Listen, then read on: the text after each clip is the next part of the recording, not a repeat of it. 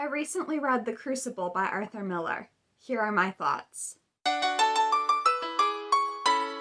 Okay, so first of all, as a piece of historical fiction that deals with real events and real people, this is not something that, takes a time period and invents a completely new story. This is very much based on the specific events of the Salem witch trials and the real people whose lives were drastically changed and in many cases ruined or ended because of what happened. So with that being the case, I do feel the need to point out that it's really not historically accurate. In many cases, artistic license is used whether to change the names of real people, to combine multiple real people into a single character, or to change the characters' ages. The author admits to this in a section at the beginning titled "A Note on the Historical Accuracy of this Play." However, I think he kind of downplayed the level to which certain things were changed. The note reads, "This play is not history in the sense in which the word is used by the academic historian. Dramatic purposes have sometimes required many characters to be fused into one. The number of girls involved in the crying out has been reduced. Abigail's age has been raised. While there were several judges of almost equal authority, I have symbolized them all in Hathorne and Danforth.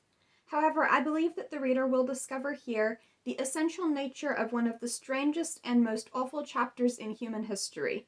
The fate of each character is exactly that of his historical model, and there is no one in the drama who did not play a similar, and in some cases exactly the same, role in history."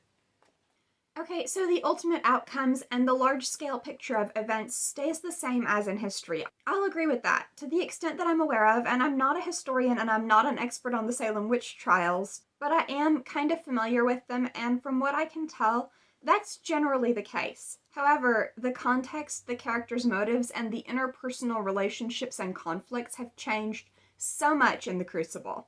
Increasing the age of Abigail Williams changes so much. The real Abigail Williams was a preteen, and there's no indication that there was any connection whatsoever between her and John Proctor. Aging her up so that she's in her late teens and involving them in an adulterous affair totally changes the context of the whole situation. It's very strongly implied that at least part of Abigail's motivation for accusing people of witchcraft is to try and get Elizabeth Proctor out of the way so that she can marry John, which he has no interest in marrying Abigail.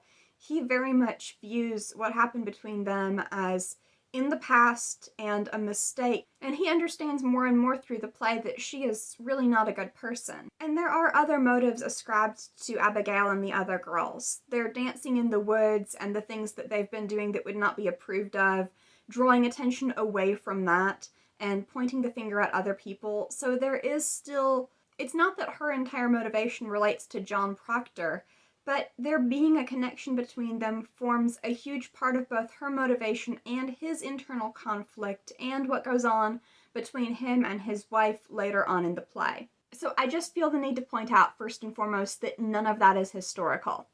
However, with that out of the way, I really did enjoy the play, and I thought that it was very interesting. The Salem witch trials are a fascinating period in history, a very disturbing period in history, but absolutely fascinating. You just really wonder, what could make a community, not in the Middle Ages or something, but in the relatively recent past, believe that their town is full of witches and take it to the extent of having people sentenced to death on the accusations of a group of screaming teenage girls. I remember when I was a kid, I read a historical fiction book. I think it was one of the Dear America books, but I'm not 100% sure. And it was about the Salem witch trials. And I just remember reading it and thinking, this is absolutely insane. I can't believe that this happened. Of course, I did know that it had happened. I knew that it was based on real history.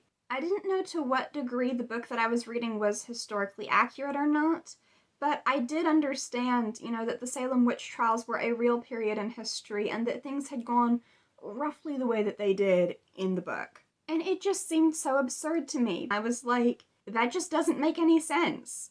Why would people do that? These girls couldn't have believed the accusations they were making, could they? And if they knew it was a lie, then why do it? It was just such a disturbing thought to me at, I don't know, maybe 10 years old. And I've always kind of had an interest in that time period ever since then. The older I get, though, and the more I learn about history and the more I see of, just the modern world and what people are like sometimes, the easier it is to believe in something like that. Not the witchcraft part of it, but the idea that people would start making these accusations regardless of whether they thought they were true or not, get swept up in the mania of it, and just not even care about whether it's true or not, maybe even think that it really was. I've read explanations that have to do with like contaminated food supply as well, but I really don't have a problem thinking that a bunch of hysterical, repressed teenage girls just let their imaginations run wild and got caught up in this mass panic and enjoyed being the center of attention and didn't really think through the long-term implications. And it really wasn't just a group of screaming teenage girls, was it? Both in real history and in the Crucible, there are adults that play a very important role in this as well. They're looking at these young girls and believing everything that they say, but they also have their own motives. I don't know how much of this is historically accurate, although I think that it at least partially is. The idea that, greed for land and property and jealousy of one's neighbors and interpersonal grudges might have played a significant part in what happened in Salem. Like, that just doesn't surprise me at all. And it fits very well, actually, with the story of Giles Corey, who allowed himself to be crushed to death in the interrogation rather than plead either guilty or innocent, so that they couldn't convict him and seize his farm so that it would go to his sons. One thing that I find very interesting about the Crucible, and I would imagine that as far as the characters' personalities and motivations and whatnot, that a lot of that is fictionalized or extrapolated from things that are known, but that a lot of it is artistic license. I think it's really well done for the most part, though, in that there don't seem to be a lot of straightforward good guys in this situation, do there? I mean, there are a few people who are really above reproach, like Rebecca Nurse, for instance, or Elizabeth Proctor. And unfortunately, the most innocent people involved tend to be the victims, but for the most part, the play's characters fall into a couple of general groups. There are well-intentioned people who fall for the nonsense or make well-meaning innocent mistakes that lead to tragedy. People like Giles Corey, whose comments about his wife reading ultimately end in her being accused as a witch, even though he had no intention of accusing her and was just confused because he'd never encountered a woman who liked reading that much. Or Reverend Hale, who seems to genuinely believe that the girls are afflicted by witchcraft and realizes his mistake far too late. And then there are morally ambiguous characters who have flaws and have made mistakes, like John Proctor, for instance. He has committed adultery, and he's kind of a bad boss to Mary Warren, who works as a servant for his family. But when everybody starts being accused of witchcraft, he's the one who's like, hang on, what? And just isn't there for it at all. His unwillingness to go along with or be silent in the face of hypocrisy is contrasted with most of the other characters, but also he is definitely not a perfect person either. There are characters that are just kind of weak-willed and easily pushed around or influenced, like Mary, for instance, Mary Warren, who initially is one of the accusers, and then who John Proctor convinces to speak out against them, but then when they accuse her of witchcraft, she immediately goes back to their side and accuses him.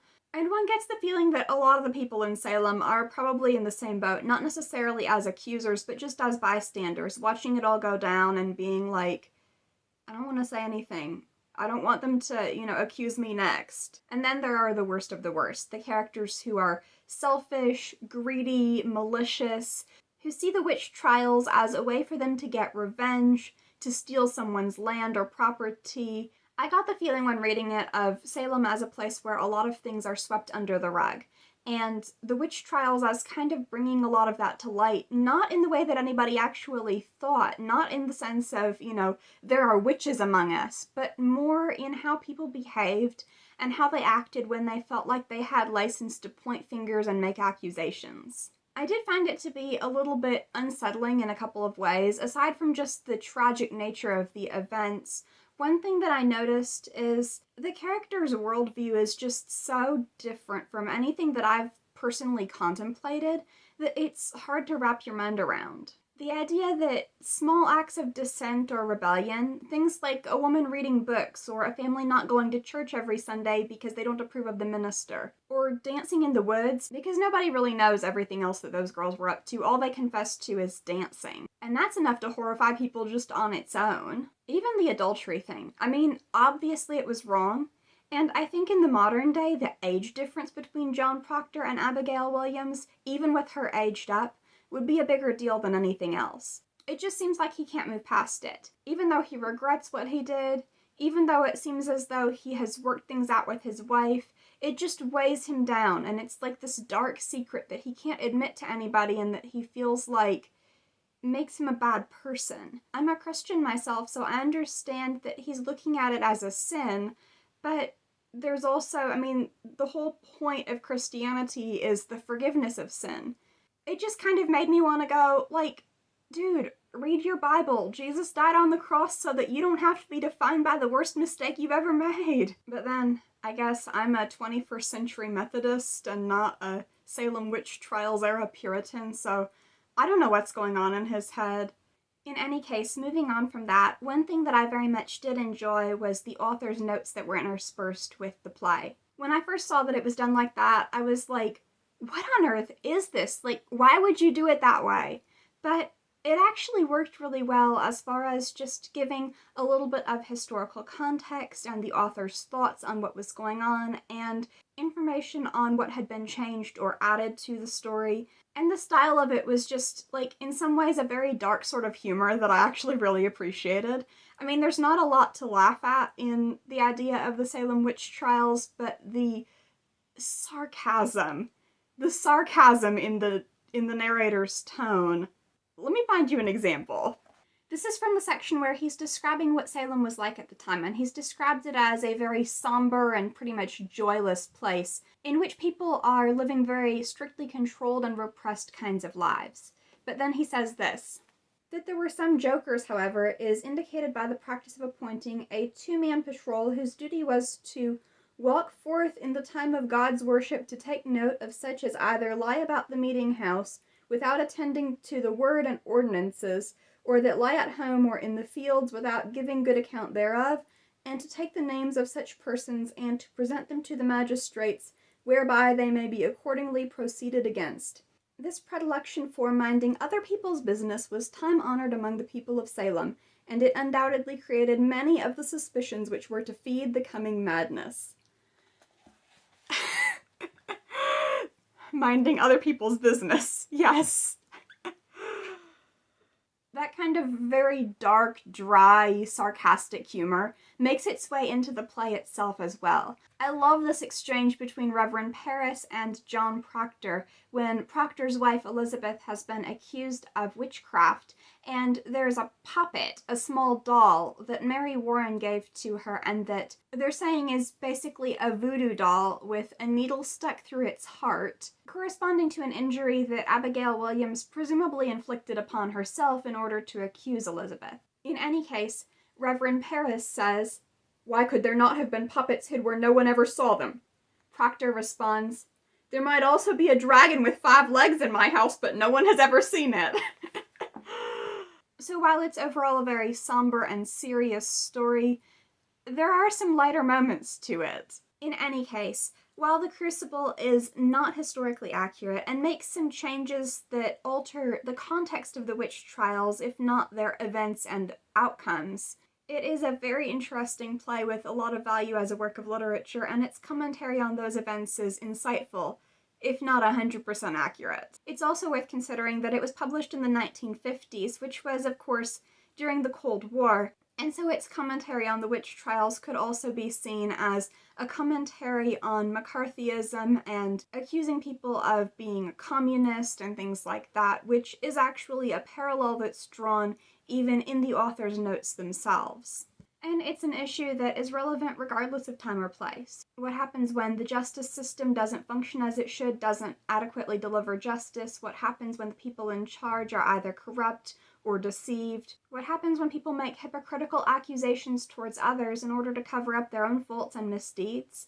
Those are things that are always worth thinking about. So really, even though it's historical fiction and it's set in a particular time and place, it's really kind of a timeless story. In any case, I hope you enjoyed this video. If you liked it and you'd like to see more from me, be sure to subscribe. I post new videos every Monday and Thursday.